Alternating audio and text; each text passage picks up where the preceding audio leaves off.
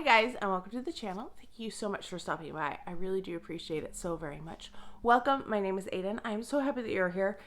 I am so behind on videos because of, the holidays and end of the school year and everything else. And it's now the end of December and I'm finally filming my November palettes. So I'm really sorry that this is so late that I'm filming, but also that it's going to be so late that I'm posting. I have so many palettes to talk to you about, so I'm going to tell you all of the ones that I used. And I'm just going to go through them and tell you the order that I used them this month. First up, I have Anastasia Beverly Hills, the Sugar palette, and that's a sneak peek of what it looks like. Then I went on to the Lime Crime Prelude Exposed palette, which is kind of bittersweet because they just announced that they are discontinuing all of their makeup at Lime Crime, which is a little crazy. I can't believe it. Then I went on to the Esmeralda palette from Beauty Creations, and that's a little sneak peek of that one. Then we went to the original OG Venus palette from Lime Crime, and it kind of is a classic color story. Then we visited another oldie. This is the Nocturnal Shadow Box from Urban Decay. Kind of, going old school with some of the Urban Decay nostalgia, right? Nostalgia. Then we went on to the Huda Khaki Haze, and that's what this guy looks like. Kind of a grungy type of palette. Used this is the newest of all of these, the Natasha Denona Mini Rose palette. I just picked this one up probably in November, actually. And then I did a couple of the Gwen Stefani palettes. So we had Rich Girl, and I kind of combined the two of these. So we had Rich Girl, which has a couple of shimmers in there, with the other one, which is Simple Kind of Life, which they look exactly the same, but this one just had really light matte shades in it. So those quads I combined together for those. And then finally we finished with the Extravagance by Marc Jacobs, which is supposed to be making a comeback. We keep hearing those rumors, right? Haven't heard anything. And then we also have Elec-Trick, which is another classic from Marc Jacobs. All right, we are going to start in last place with the palette that I'm actually decluttering. I don't think I'm going to declutter any of the other ones, but it is Beauty Creations, the Esmeralda palette.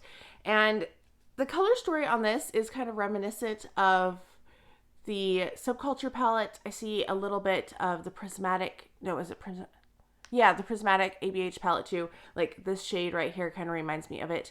So you have some nice grungy colors. You got those yellows in there that I really like. You have those greens. You have some, maroons in there too. This is what it looks like all swatched. I will do a close-up in a second, but I'm hoping that it will work lighting. So hopefully the lighting is not too terrible. There you go. Trying to block it a little bit so it shows, but just to show you how they go on, they're kind of patchy. This blue right here had so much fallout. Oh my gosh, so much fallout. True colors back. Hit this when I put them back closer. So what did I say about this palette? Why am I decluttering it? I said lackluster. The shimmers are pretty but fade. The mattes are basic. The looks faded and were muddied as the day went on. So it just was not a great palette. The color story, I like the color story. I just did not like how they performed whatsoever. Don't know if I would buy anything else from Beauty Creations. I think I have. I think they did some of the My Little Pony stuff, but would not recommend Beauty Creations unless they've really stepped up their game. This next one might be surprising because usually I love the formulas from this brand, but it's Huda Beauty Khaki Haze, and just not loving the color story, not loving the quality on this. So what I said was it was just okay. The colors were not for me. For me mostly, there's a couple exceptions. The shimmers needed a finger. You could not apply these shimmers with a brush to save your life. They did nothing. They're mostly toppery type shades, and they didn't perform very well. I don't want to have to use my finger to get anything out of them.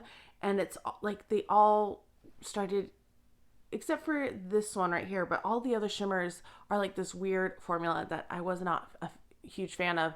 So that's what they look like. Got some colors.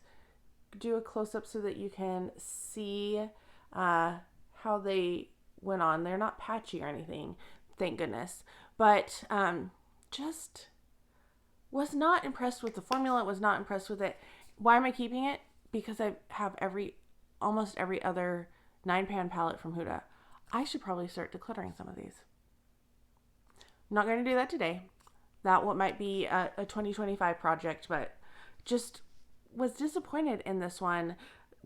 I could do a few looks with it, but overall just not as good as some other ones. Coming in just slightly higher because I like the formula better than the Huda palette is the Give. This is Simple Kind of Life, because who was this made for? I love Gwen Stefani. Like, this is why I bought it, because I have been a huge Gwen Stefani fan for so many years. You know, no doubt, got to see her in concert, was highlight. And I bought so much Give stuff because of her. But what is this? Who is this made for? Like, look at these shades. They're so pale. I mean, they barely show up on me. There we go. We see those 4. There are 4 light, washed out matte shades. And I'm sure maybe people who are more gifted than me in makeup can do more with this, but dang, this is boring. It's pale. It has a very limited range of people I think could use this. And it's all matte. Like, formula. I like the formula. I like how it worked on it, but I'm going to tell you this with the other one. I said they're okay, the formulas are good, and I don't love the colors. So that's the same as the other one, which actually scores a little higher than this next palette, which shocked me. So this next one is kind of, they put out 2 palettes at the same time, and I want both of them. And I still am looking at the other one, even though this one didn't score very high. But do I still want that other one? Yes. What is wrong with me? Anyway, this is the ABH Sugar Palette. And yes, there are some really nice colors in here. I really like some of the shades. So what I'm going to say is these 2, well, this tuxedo shade in the middle and this one, they're rough. They're rough mattes. The shimmers are more of toppers. They were really hard to work with, except for the purple. That was the easiest one to work with. You definitely needed a finger with the other 3. So I said the shimmer's not great. They're very flaky, hard to work with. The pretty mattes and the purple. These 2 mattes down here I loved. They were great. The shimmers in the middle just were not the best. They do look semi-pretty. The blue works a little bit better with the finger than the pink or the silver. So I just want to, okay, block the light source next to. As you can see, they swatched pretty darn good. I just was disappointed. I wanted more out of it. I wanted the shimmers just to be like pops and to really work, but they were kind of flaky. I had lots of fallout. I felt like they flaked away during the day as well. So not the best palette, unfortunately. Still keeping it because I do want to use it some more. But yeah, just not the best. We have the companion to the other Give that I worked with. This one is Rich Girl, and I put this one higher because I like the formula of Give better than that ABH formula, but that other one was just like the colors and just being all matte was not great. This one though I think was really good mix. You have a couple of really pretty shimmers in there. You have a couple of nice mattes that have different depth to them. So you can make a look. You can do some different things with this. I feel like the colors in here are more universal. You can make show up and do stuff with, other than those really pale kind of chalky colors. They were not the best. So I really like the color store in this one, and that's why it went a little higher than the other one. Right smack in the middle is the Prelude palette, and this is the exposed one. There's also Chroma, I think, is the other one, and this one is just kind of a basic neutral. It has some, you know, there's a little bit of interest in here, but it's not like super exciting. So I said that the mattes work well, the good neutrals, the shimmers were meh, and maybe just satins. They perform more like satins than they did shimmers. This one is, I have hard pan on, and I need to do something with it. You can see that there is something a little bit there, but it wasn't working quite as well as some of the other ones. So here we go. It's magnetized. There are the shades. There are the how they swatched. I will block this a little bit, see if we can get close up on how they performed. As you can see, like, good swatches. They performed well. I found them easy to work with, which was nice. I wanted a little bit more oomph to my shimmers, but other than that, it was just a decent palette. It wasn't spectacular, wasn't bad. That's why it's right in the middle. Making its way into the top half is our first Marc Jacobs palette. This is Extravagance, and this one is kind of a gold heavy fragrance palette. You have several kind of goldy shades in here, very heavy in the shimmers. This one is almost a tuxedo shade. It's a little bit more matte, but it definitely has a lot of shimmer to it. So you only have 2 true mattes in here. The colors in here are not my favorite. Don't wear a lot of golds. I like the 2 mattes just quite a bit. So what did I say? I said lots of fallout from some shades, some good shades, like the looks a lot. Even as I was swatching them, I was getting a lot of fallout from the shimmers. So you have to be careful with those. They work better with the finger than they did with a brush, but you could work with them a brush. You just got a lot more fallout with them. So that's what it looks like. Kind of block the light a little bit so you can see they swatched really nicely. I think this was a nice palette. I think they have done a good job with it in terms of like getting those really punchy shimmers in there, but your trade-off on that was a lot of fallout. So not my favorite color scheme. Like the next one better for colors. Edging it out just a little bit is the other Marc Jacobs palette. This is the Elec-Trick, and this one is, I like the colors, like some very pretty colors in here. I did say I could live without the black. I don't need a matte black. I hardly ever use black. So every time I get one in a palette, I'm like, really, how many matte blacks do I need? I know some people use them, so occasionally that's fine, but I would have liked I don't know, something else, maybe a berry toned matte or something else.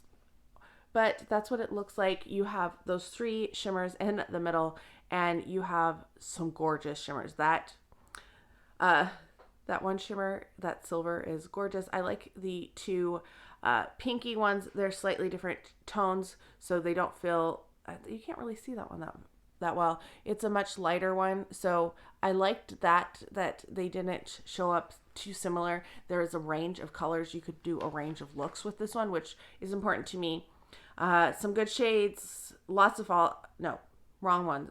Like the formulas mostly, there was some fallout. Not as much as with the other palette, but you did get a little bit of fallout with this one too, with those shimmers. But yeah, I like this one. If they did some more like this, I would be one happy camper. In third place, I have my Urban Decay Nocturnal Shadow Box. This one came in a little higher than I was thinking. I was looking at those colors and was a little nervous, but we have some really interesting shades there. There are some shades up here, but they're very, very light. I could double swatch this Fireball. Fireball is kind of a classic to me, and you still can't really see it. It looks, you have more of a presence there. You can kind of see it there. But I remember having Fireball and something else back in the day too. So what did I say about this palette? I said lots of shimmers, satins, good mix of shades mostly, some better performing than others. The top row were the best shades, my favorite shades. So I liked all of the light ones, all the ones on this side. They were light, they were shimmery, they were pretty. I like the purple a little bit. I don't go for a lot of the darker tones in a lot of my looks, but you do have that like green brown shift in that one here in the middle. You can definitely see that on the end. There's a little bit of brown there. So it's a fun palette. There are some good shades in there. This is the quality of Urban Decay that I used to love. And they're all over the place. Like, they're not consistent at all, which is their biggest problem. So that one was a good one. And if they had something else like that, I probably would be really excited for them again. But they haven't really done anything lately. In second place, we have the Venus palette by Lime Crime. This is the original one, kind of taking a beat off of the Modern Renaissance and those palettes that were really popular back in the day. And they put this one out, and I really like the formula. I was impressed that it was still working well, even though I've had this for quite a few years. Let me tell you what I said. I said it lasts really well, pretty easy to use. It can be built up, but can be sheer. So this one, I did double swatch that one because I don't know if it was me or it did not swatch well the first time. So I went over it a second time and it went fine the second time. So love the colors, really like those two shimmers, even though it only has like two real shimmers. It has kind of a satin right there. It's really pretty. These are the colors that I gravitate towards. These are the colors that I do like on myself. So easy to use. That's always a plus. I don't want to have to work for my eyeshadows a lot of the time. Sometimes that's fine, but I want something easy a lot of the time too. My number one palette is probably not a surprise to anybody who's watched me before or knows my love for Natasha Denona. So this is the Mini Rose palette. I tend to try to get these when they're on sale. I think I didn't buy this one when it was on sale though, which is kind of crazy for me. And my notes were in all caps, so pretty. I was really excited about this one. I said I love every single shade, and they're great colors, and they worked so well. Look at those shimmers. Oh, so pretty. Those are the shimmers that I just absolutely love. I wish the shimmer that I was wearing today was like that, but this palette's probably going to be low for my December palettes, but look at how beautiful. Really love that.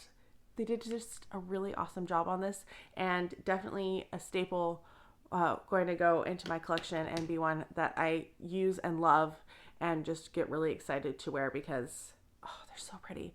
I love the pink. You have that, just, it's a perfect palette. Like, yeah, not a lot of different looks to do with it, but you know what you're going to do, and it's going to be easy and simple, and that just makes my day.